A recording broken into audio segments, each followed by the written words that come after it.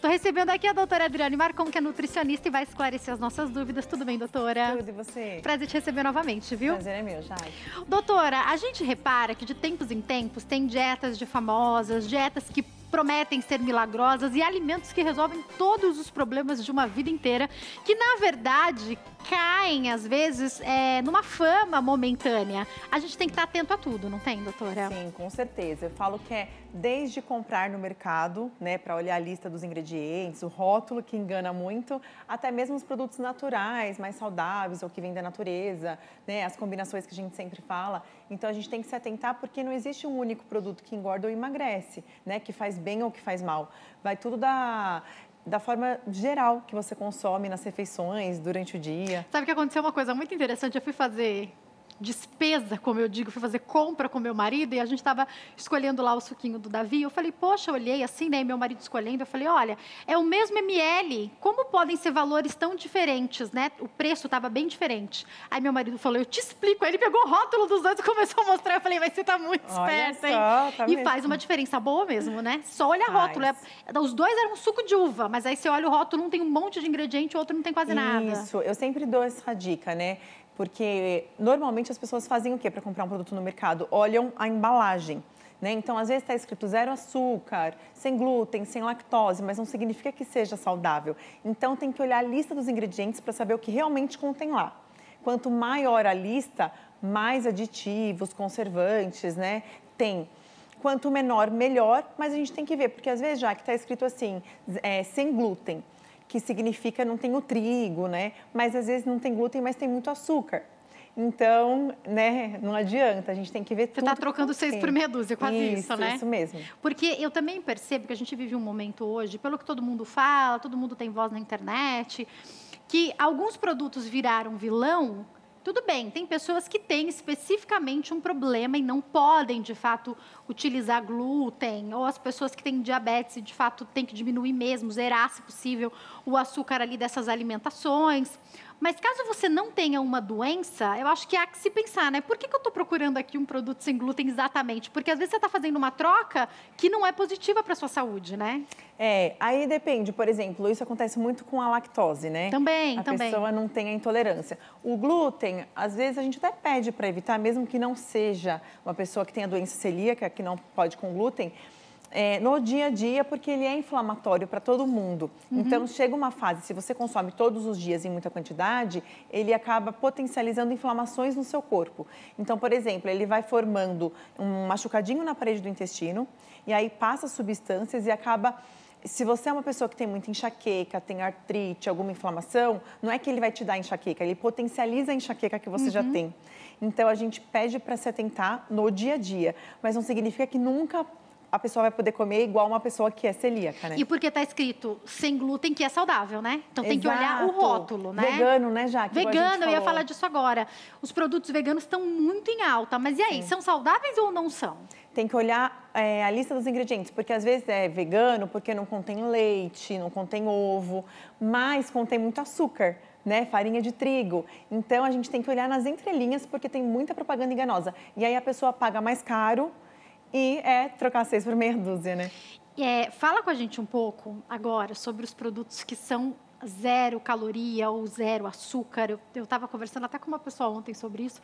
Ah, não, lá em casa a gente só consome refrigerante 0. Eu falei, olha, vamos falar do perigo disso? Porque aí também tem sódio. Não significa que porque é 0 qualquer um pode consumir, não é isso? Sim, com certeza, porque os refrigerantes, por exemplo, quando são 0, acaba tendo muito aditivo químico. Então, a gente fala que em média de 18 aditivos químicos para chegar no 0.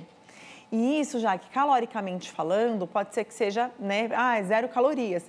Só que o que aquilo faz no seu corpo? Tem muito adoçante artificial, que acaba também estimulando a insulina, porque engana o corpo, né? O corpo acha que vai entrar açúcar, estimula a insulina, então faz mal do mesmo jeito, dá mais vontade de comer doce, açúcar. Tem também os aditivos químicos que não são feitos para o nosso corpo digerir. Então, causa inflamação, causa desbiose intestinal, né, que é um desequilíbrio do intestino. Então, o prejuízo é muito grande. Então, normalmente, produto diet, light, não são saudáveis. É melhor a gente consumir em casa mesmo, fazer alguma coisa com açúcar de coco, um açúcar melhor em poucas quantidades, do que esses produtos zero, mas que fazem mal.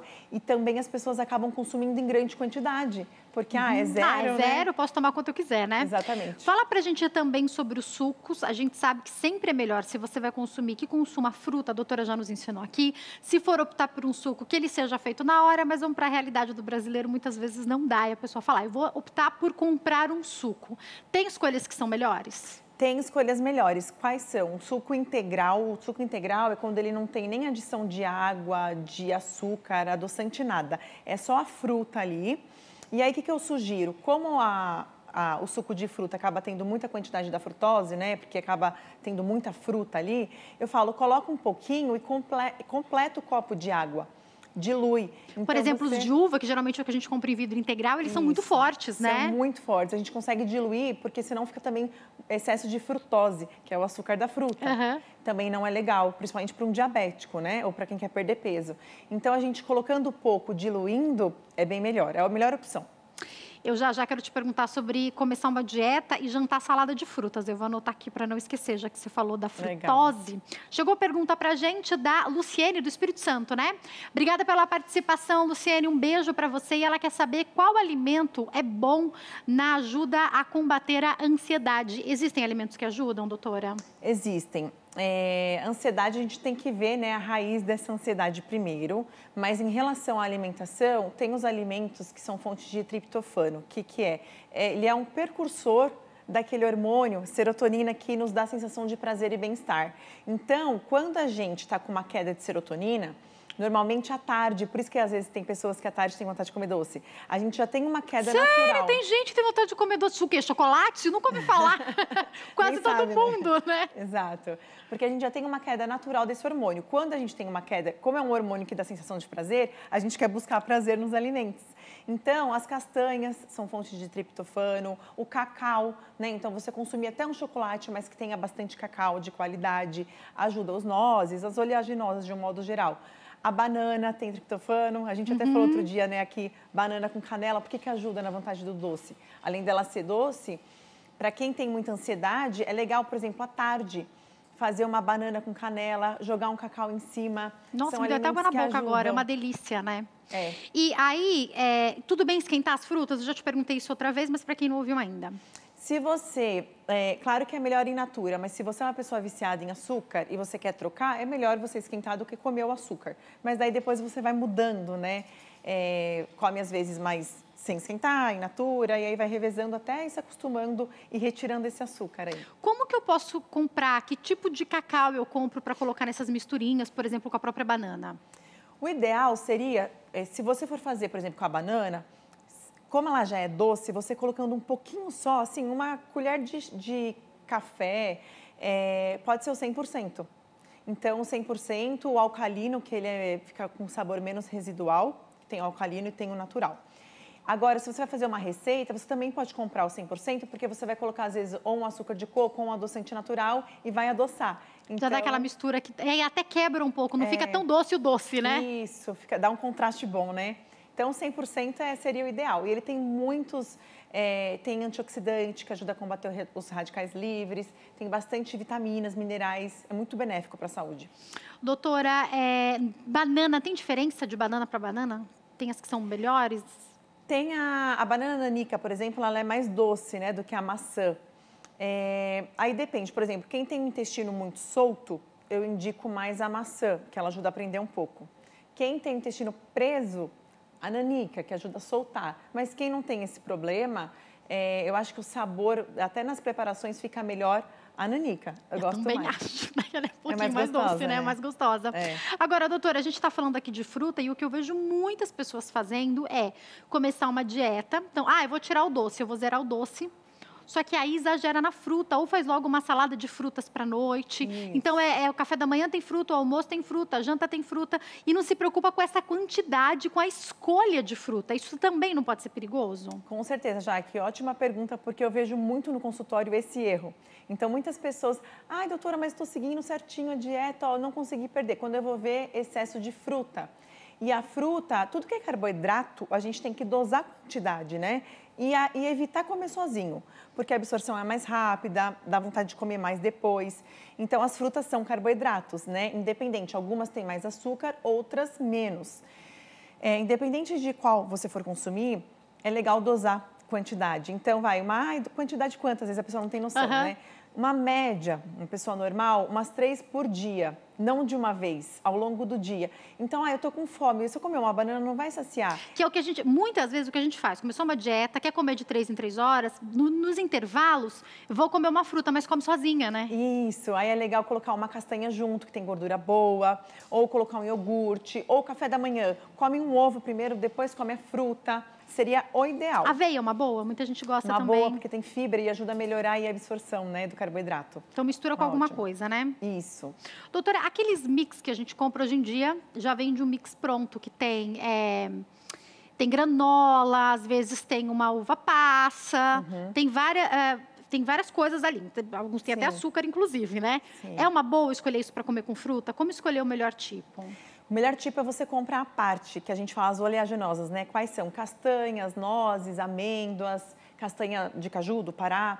Então, se você compra tudo separado e monta você, né? Isso, melhor, Jaque, porque se for junto e tiver açúcar, além de, por exemplo, a uva passa tem muito carboidrato, né? Então, além de ter muito carboidrato ainda com açúcar, não é uma boa. Junto com a fruta que também tem, aí acaba prejudicando. É uma ilusão, né? É uma ilusão, com certeza.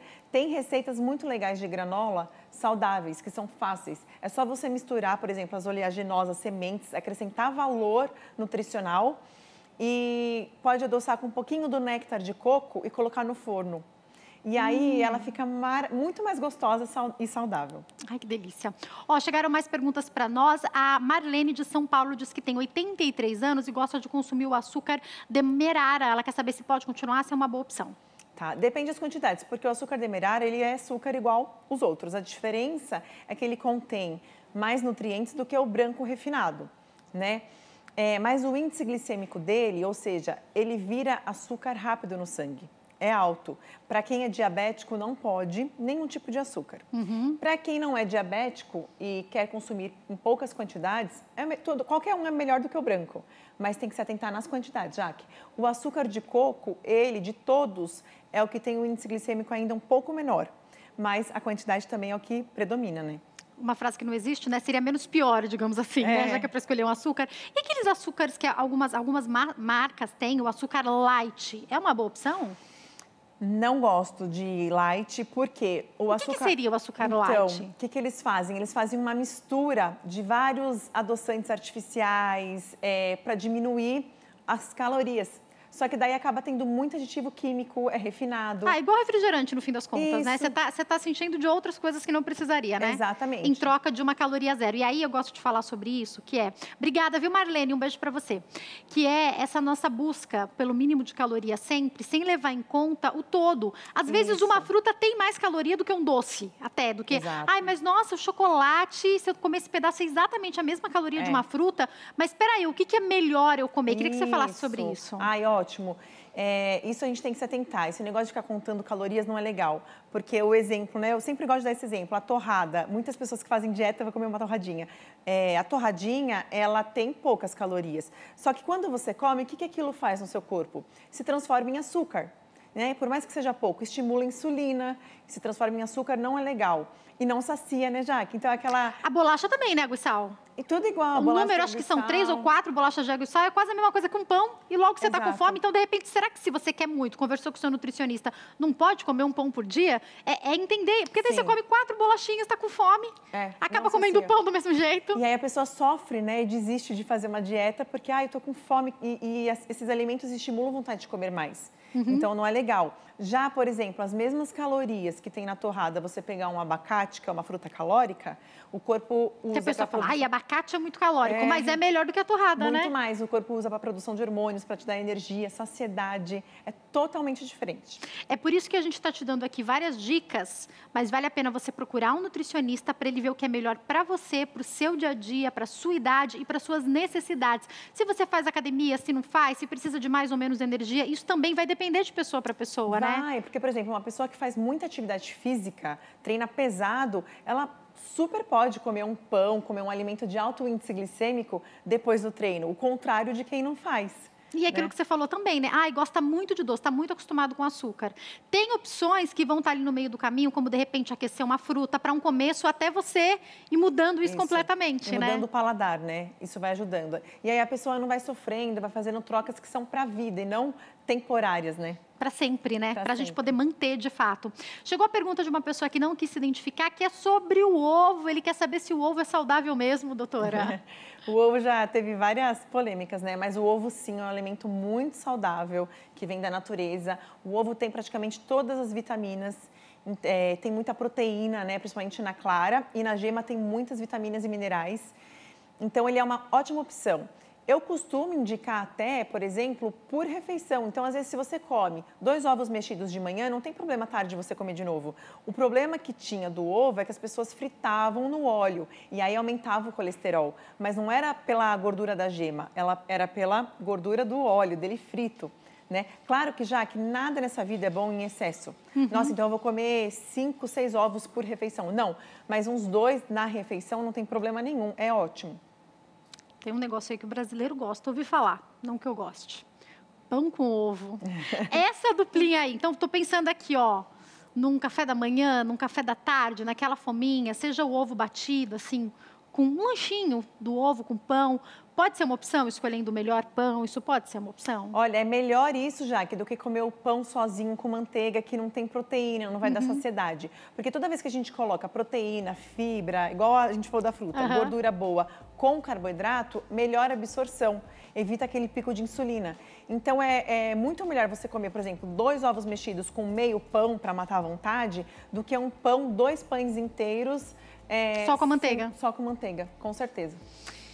E quem sabe faz ao vivo. A produção fez o quê? Pegou uma dália, então mas estamos aí trabalhando com dália, porque vocês não param de ligar e a gente fica muito feliz. 0 operadora 11 3337 5886. Manda mesmo sua pergunta para nós. A gente está sem o WhatsApp e redes sociais, mas a gente dá um jeito de atender você e trazer as suas perguntas aqui para a doutora Adriane. Eu quero agora pedir para a doutora responder a pergunta da Antônia. Ela é de Palmas, Tocantins. Um abraço a todos aí que estão nos assistindo. Um beijo para você, Antônia. Ela tem 58 anos e diz que o colesterol e a glicose estão altos. Você tem alimentos que podem ajudá-la a melhorar.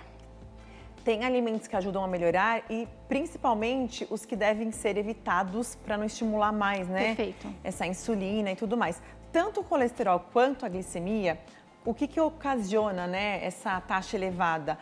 Açúcar, farinhas brancas refinadas. Então, ao contrário do que muitas pessoas pensam, até o colesterol, o que eleva mais são açúcar em excesso. Então, carboidratos, pães, bolacha, macarrão, tudo em excesso, açúcar de um modo geral, acabam elevando. Então, primeiramente, evitar esses alimentos no dia a dia.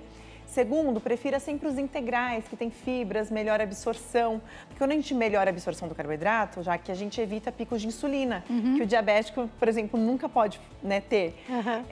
Colocar sempre alimentos de verdade na mesa, que tem nutrientes. Então, as fibras, né, frutas que têm um índice glicêmico menor em poucas quantidades, vegetais, verduras, então os alimentos da feira.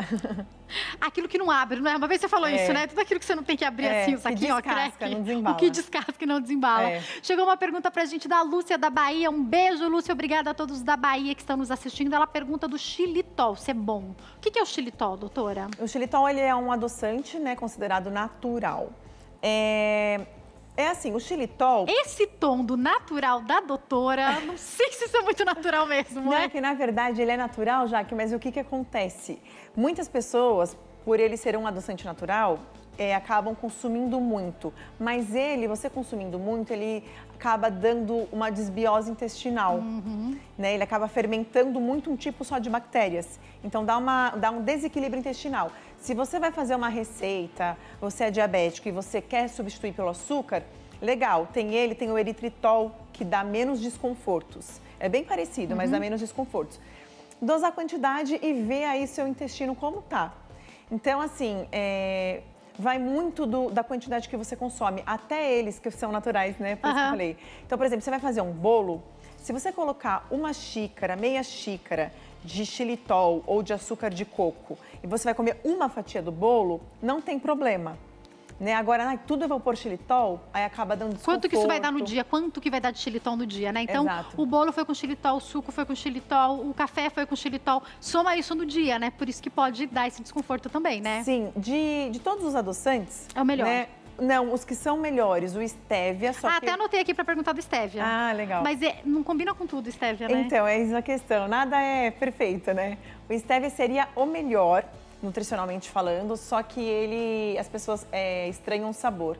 Então, se você vai fazer uma receita e você quer reduzir calorias, você pode fazer com um pouco do stevia com o eritritol, para dar uma equilibrada aí e não ficar com residual. O stevia hoje em dia é muito utilizado com outro, né? Uhum. Então o eritritol e o stevia seria melhor. E aí, como a doutora falou, eu acho que é muito a gente dosar a quantidade. Eu vejo pessoas usando adoçante que eu não... O meu café, o café de máquina, que ainda é o café que eu preciso de ajuda, porque ele geralmente é bem forte, para mim 2 gotas de adoçante são suficientes. Eu vejo as pessoas carcarem adoçante. Nossa, ali. dá um jato, né? Não é porque é adoçante que pode fazer isso, né, doutora? Jamais. Inclusive os diabéticos também, né? Com certeza. Principalmente porque as pessoas, quando usam adoçante assim no café, são os artificiais, né? Sucralose, aspartame, sacarina. E aí usam muito e estimulam também a insulina. Então dá vontade de comer doce, dá desbiose intestinal. Não é legal. E para mim, se fica muito doce, estraga o café também, né? Porque o adoçante é bem doce, né? É muito doce. Então não é saudável, já. Doutora, a gente tá caminhando pro fim do nosso bate-papo e como tá começando... Aqui em São Paulo esquenta, esfria, sei lá, né? Mas a gente caminha pro verão e eu quero te perguntar sobre um alimento que é muito comum em algumas partes aqui do nosso país, mas nessa época aqui em São Paulo também, acredito que em outras, que é o tal do açaí. É uma beleza. É uma bomba calórica. Ele sozinho tudo bem. Ele com chocolate em pó, com sei lá o que as pessoas... O que é? Coloca leite em pó, granola, fruta. Peraí. O que é bom, o que não é bom no açaí? Conta pra nós, doutora. Nossa, eu amo açaí. Ai, que delícia. É bom, né? O açaí em si, que muita gente não conhece o natural, né, Jaque? Porque o natural, ele não tem sabor. Aqui em São Paulo nem chega o natural, eu acho, né? É até difícil achar. Se você comprar, você acha mais a polpa dele, 100%, né? Aí você olha lá nos ingredientes, tem açaí orgânico e água, só. Ele não tem sabor, mas aí o que você faz, que é o que eu costumo fazer em casa? Eu compro ele e eu preparo ele. Então, você compra a polpa? Compra a polpa. Tá. Porque quando você acha 0 açúcar, é com muito adoçante artificial. Então não é legal. Então você compra a polpa, 100%. Se você for consumir aquilo puro, não é bacana, não é gostoso. Mas aí você adoça. Então você coloca um açúcar de coco, você coloca um eritritol, você coloca uma fruta que também um pouquinho adoça. De castanha, pode? Castanhas, coco, né? Então você faz ele. É muito melhor do que você comprar, porque além de ter muito açúcar no Tem com açaí, xarope de guaraná, muitas vezes, né? É xarope, glicose. Então não é só o açúcar, é muita coisa. O índice glicêmico fica muito alto. Então faz mal. E o açaí sozinho, ele é muito benéfico, tem muitos nutrientes. Aí vale a pena. Ele pode substituir uma refeição mesmo ou não? Porque geralmente ele já é...